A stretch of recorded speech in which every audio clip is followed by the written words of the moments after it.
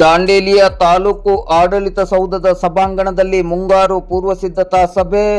ಜನರ ಸುರಕ್ಷತೆ ಮತ್ತು ಮೂಲಭೂತ ಸೌಕರ್ಯಗಳ ನಿರಂತರ ಲಭ್ಯತೆಗೆ ಆರ್.ವಿ. ದೇಶಪಾಂಡೆ ಕರೆ. ದಾಂಡೇಲಿ ನಗರದ ಅಂಬೇವಾಡಿಯಲ್ಲಿರುವ ತಾಲೂಕು ಆಡಳಿತ ಸೌಧದ ಸಭಾಂಗಣದಲ್ಲಿ ಶಾಸಕರಾದ ಆರ್.ವಿ. ದೇಶಪಾಂಡೆ ಅವರ ಅಧ್ಯಕ್ಷತೆಯಡಿ ಹಳಿಯಾಳ, ದಾಂಡೇಲಿ ಹಾಗೂ ಜೋಯಿಡಾ ತಾಲೂಕಿನ ವಿವಿಧ ಇಲಾಖೆಗಳ ಉನ್ನತ ಮಟ್ಟದ ಅಧಿಕಾರಿಗಳೊಂದಿಗೆ ಮುಂಗಾರು ಪೂರ್ವ ಸಿದ್ಧತಾ ಸಭೆಯು ಸೋಮವಾರ ಮಧ್ಯಾಹ್ನ 1 ಗಂಟೆ ಸುಮಾರಿಗೆ ಜರುಗಿತು.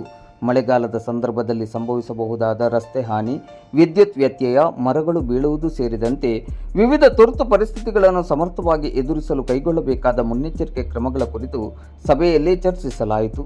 ಜನರ ಸುರಕ್ಷತೆ ಹಾಗೂ ಮೂಲಭೂತ ಸೌಕರ್ಯಗಳ ನಿರಂತರ ಲಭ್ಯತೆಗಾಗಿ ಎಲ್ಲ ಅಧಿಕಾರಿಗಳು ಸಮನ್ವಯದಿಂದ ಕಾರ್ಯನಿರ್ವಹಿಸುವಂತೆ ಆರ್.ವಿ. ದೇಶಪಾಂಡೆ ಅವರು ಸೂಚನೆಯನ್ನು ನೀಡಿದರು. ಸಭೆಯಲ್ಲಿ 3 ತಾಲೂಕಿನ ತಹಶೀಲ್ದಾರರಾದ ಶೈಲೇಶ್ ಪರಮಾನಂದ್, ಮಂಜುನಾಥ್ ಮುನ್ನೊಳ್ಳಿ, ಫಿರೋಜ್ ಶಾ ಸೋಮನಕಟ್ಟಿ, ತಾಲೂಕ್ ಪಂಚಾಯತ್ ಕಾರ್ಯನಿರ್ವಹಣಾಧಿಕಾರಿಗಳಾದ ಟಿ.ಸಿ. ಹಾದಿಮನಿ, ಭಾರತಿ ಎನ್ ಮತ್ತು ವಿಲಾಸ್, ಪೌರಾಯುಕ್ತರಾದ ವಿವೇಕ್ ಬನ್ನೆ, ಹೆಸ್ಕಾಂ ಕಾರ್ಯನಿರ್ವಾಹಕ ಅಭಿಯಂತರರಾದ ಪುರುಷೋತ್ತಮ್ ಮಲ್ಯ, ಹೆಸ್ಕಾಂ ಸಹಾಯಕ ಕಾರ್ಯನಿರ್ವಾಹಕ ಅಭಿಯಂತರರಾದ ದೀಪಕ್ ನಾಯ್ಕ್, ಕೆಪಿಸಿಯ ಕಾರ್ಯನಿರ್ವಾಹಕ ಅಭಿಯಂತರರಾದ ಶಂಕರ್ ಲಮಾಣಿ, ಗಣಪತಿ ವಡ್ಡರ್, ಹಳಿಯಾಳ ಪುರಸಭೆಯ ಮುಖ್ಯಾಧಿಕಾರಿ ಅಶೋಕ್ ಸಾಳೆನ್ನವರ್, ಹಿರಿಯ ಸಹಾಯಕ ಕೃಷಿ ನಿರ್ದೇಶಕ ಪಿಐ ಮಾನೆ, ಹಿರಿಯ ಸಹಾಯಕ ತೋಟಗಾರಿಕಾ ನಿರ್ದೇಶಕರಾದ ಪಿಐ ಹೆರಿಯಾಳ್, ಕ್ಷೇತ್ರ ಶಿಕ್ಷಣಾಧಿಕಾರಿಗಳಾದ ಪ್ರಮೋದ್ ಮಹಾಲೆ, ಬಶೀರ್ ಶೇಖ್, ಸಿಪಿಐಗಳಾದ ಶಿವಾನಂದ್ ಅಂಬಿಗೇರ್ ಮತ್ತು ಜೈಪಾಲ್ ಪಾಟೀಲ್, ಲೋಕೋಪಯೋಗಿ ಇಲಾಖೆಯ ಸಹಾಯಕ ಕಾರ್ಯನಿರ್ವಾಹಕ ಅಭಿಯಂತರರಾದ ಸಂತೋಷ್ ಅತಣಿ ಹಾಗೂ 3 ತಾಲೂಕುಗಳ ಅಧಿಕಾರಿಗಳು, ಕಂದಾಯ ನಿರೀಕ್ಷಕರು, ಗ್ರಾಮ ಪಂಚಾಯತ್ ಅಭಿವೃದ್ಧಿ ಅಧಿಕಾರಿಗಳು ಉಪಸ್ಥಿತರಿದ್ದರು.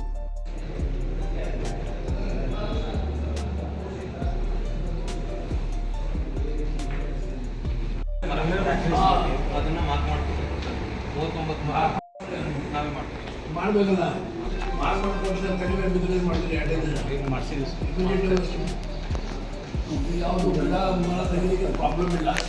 ಮಾರ್ಕ್ ಮಾಡಿ ಫೈಲ್ ಬಿಡಲಾದ್ರೆ ಕ್ರಮೇಣ ಇಮಿಡಿಯೇಟ್ಲಿ ಕಾಯ್ದೆ ಪ್ರಕಾರ ಕಾನೂನು ಪ್ರಕಾರ ಇದೆ. ಆ ಪ್ರಕಾರ ಎಲ್ಲ ಗಿಡಗಳು ಯಾವ ಪ್ರಕಾರ ಕಟಾವು ಮಾಡಬೇಕು ಕಟಾವು ಮಾಡಿ ತಗೊಂಡು ಹೋಗಿ ಏನಂತ ಆದಾಯ ಶಾಲೆಗೆ ಕೊಡಬೇಕು, ಯಾರು ಕೊಡಬೇಕು ನನಗೆ ಗೊತ್ತಿಲ್ಲ.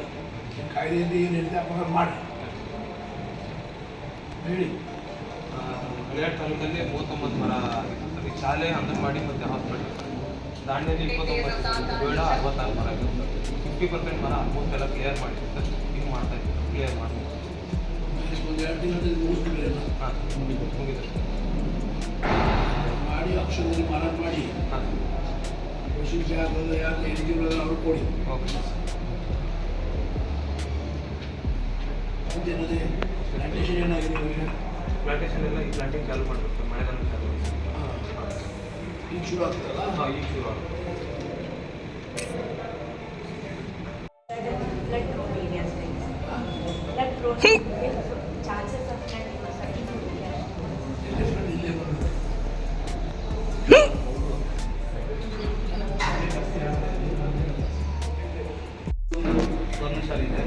ಇದರಲ್ಲಿ ಸರ್ ಈಗ ಆಲ್ರೆಡಿ ಸೇಫ್ಟಿ ಮೆಜರ್ಸ್ಗೆ ಮೀಟಿಂಗ್ ಕೂಡ ಮಾಡಿದ್ದೀವಿ ಸರ್. ಗೂಗಲ್ ಮೀಟ್ ಮಾಡಿ ಎಲ್ಲ ಹೆಡ್ಮಾಸ್ಟರ್ ತಿಳಿಸಿದ್ದೀವಿ. ಏನಾದರೂ ಮಳೆಗಾಲದ ಪೂರ್ವ ಸಿದ್ಧತೆಯನ್ನು ಮಾಡಿಕೊಡ್ಬೇಕು, ಸಾಲ ಸ್ವಚ್ಛತೆ ಬಗ್ಗೆ ಎಲ್ಲವನ್ನು ತಿಳಿಸ್ತೀವಿ. ಹೆಡ್ಮಾಸ್ಟರಿಂದ ಕೆಲವು ರಿಪೋರ್ಟನ್ನು ಕಲೆಕ್ಟ್ ಮಾಡ್ಕೊಂಡಿದ್ವಿ. ಪ್ರಕಾರ ಸರ್ ನಮ್ಮಲ್ಲಿ ಶಾಲಾ ಮೈನರ್ ಮತ್ತು ಮೇಜರ್ ರಿಪೇರಿಗಾಗಿ 2 ತಾಲೂಕು ಸೇರಿ 47 ಶಾಲೆಗಳಲ್ಲಿ ಮೈನರ್ ಮತ್ತು ಮೇಜರ್ ರಿಪೇರಿ ಇದೆ ಸರ್. ನೆಲ ಚಾವಣಿ, ಚಾವಣಿ ನಂತರ ಇಲ್ಲಿ ಕೊಠಡಿ ನಿರ್ಮಾಣ ಸರ್ ನಮಗೆ 28 ಕೊಠಡಿಗಳು ಬೇಕಾಗ್ತದೆ. 2 ತಾಲೂಕು ಸೇರಿ 28 ಕೊಠಡಿಗಳು.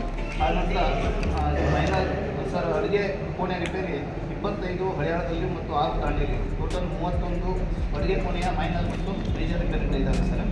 ಅದೇ ರೀತಿ ಆತಂಕಕಾರಿ ಮರ ಕಟಾವನ್ನು ಮುಗಿಸಿದಾಗ 11 ಹಳಿಯಾಳದಲ್ಲಿ ಮತ್ತು 7 ದಾಂಡೇಲಿ ಮತ್ತು 18 ಶಾಲೆಗಳಲ್ಲಿ ಕೊಟ್ಟಿದ್ದೀವಿ ಸರ್. ನಾವು ರಿಟರ್ನ್ ಕೊಟ್ಟಿದ್ದೀವಿ ಸರ್. 2 ತಹಶೀಲ್ದಾರ್ ಕೊಟ್ಟಿದ್ದೀವಿ. ಡಿಪಾರ್ಟ್ಮೆಂಟ್ ಅವರು ಡಿಪಾರ್ಟ್ಮೆಂಟ್ದಿಂದ ಪ್ರಪೋಸಲ್ ಬಂದಿದೆ. ಶಾಲಾ ಕಂಪೌಂಡಲ್ಲಿ ಮರಗಳಿವೆ, ಅವು ತೆಗಿಬೇಕಂತ ಇಮಿಡಿಯೇಟ್ಲಿ ಆ್ಯಕ್ಷನ್ ತಗೊಳ್ಳಿ. ಡಿಪಾರ್ಟ್ಮೆಂಟ್ ಇದ್ದೀರಲ್ಲ, ಲೆಟರು ಆ್ಯಕ್ಷನ್ ತಗೊಳ್ಳಿ. ಅದರಲ್ಲಿ ನಮಗೆ ಹೆಡ್ಮಾಸ್ಟರ್ ಮತ್ತು ಬಿ ಶಿಕ್ಷಕರು ತೆಗೆದ್ರೆ 220 ಸರ್ ಅಷ್ಟೊಂದು ವೇಕೆನ್ಸಿ ಇರ್ತಾರೆ. ಈ ಅಷ್ಟೊಂದು ವೇಕೆನ್ಸಿ ಈಗ ನಾವು ಗೆಸ್ಟ್ ಟೀಚರ್ ಅಲೋಟ್ಮೆಂಟ್ ಮಾಡ್ತಾರೆ. ಸರ್ಕಾರ ಎಷ್ಟು ಕೊಡ್ತಾರೆ ಅವರೇ ಇನ್ಸ್ಟಾಲ್ ಮಾಡ್ತಾರೆ. ಆನ್ಲೈನಲ್ಲಿ ವೇಕೆನ್ಸಿ ಪೋಷನ್ ಅಂತ ಹೇಳ್ಕೊಂಡು ಸರ್ ಅವರೇ ಬಿಡ್ತಾರೆ. Online vacancy Poshan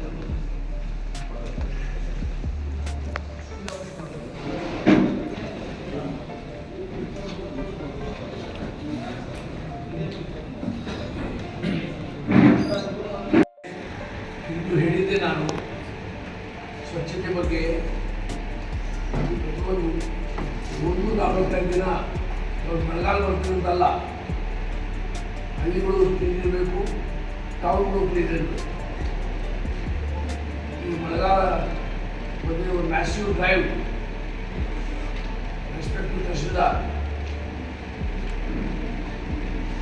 special meeting ಕರೆಸಿ ತಗೊಂಡು ಗಾಂಧಿ ಟೌನ್ ಇರ್ಬೋದು, ಗಾಂಧಿ ಟೌನ್ ಹಳ್ಳಿಗಳು ಇರ್ಬೋದು, ಜೋಡ ಇರ್ಬೋದು, ಜೋಡ ಹಳ್ಳಿ ಇರ್ಬೋದು, ಹಳ್ಳಿ ಟೌನ್ ಇರ್ಬೋದು, ಹಳ್ಳಿ ಇರ್ಬೋದು, ಮೀಟಿಂಗ್ ಮಾಡಿ ಇಮಿಡಿಯೇಟ್ಲಿ ಡ್ರೈವ್ ಶುರು ಮಾಡಬೇಕು. ಕ್ಲೀನಿಂಗ್ ಎಲ್ಲ ಗಟರು ಕ್ಲೀನ್ ಇರಬೇಕು, ಎಲ್ಲ ಶೌಚಾಲಯಗಳು ಕ್ಲೀನ್ ಇರಬೇಕು.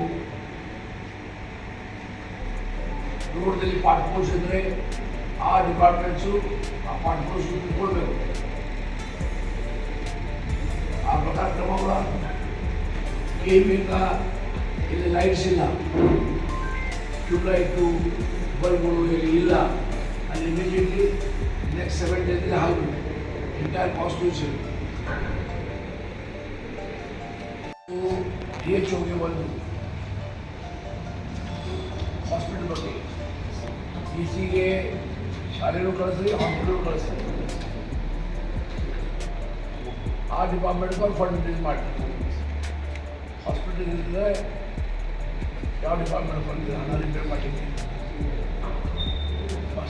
ಸರ್ಕಾರಿ ಇಲಾಖೆ ಕಟ್ಟಡಗಳು ನಮ್ಗೆ ರಿಪೋರ್ಟ್ ಮಾಡಿದ್ರೆ ನಮ್ಮ ಆಫೀಸಿಗೆ ನಾವು ಎಲ್ಲ ಕನ್ಸಾಲ್ಟೇಟ್ ಮಾಡಿ ತಹಸೀಲ್ದಾರ್ಗೆ ಮತ್ತು ಎಕ್ಸಿಕ್ಯೂಟಿವ್ಗೆ ಡಿಸಿಗೆ ಕಳಿಸ್ತೀವಿ ಸರ್.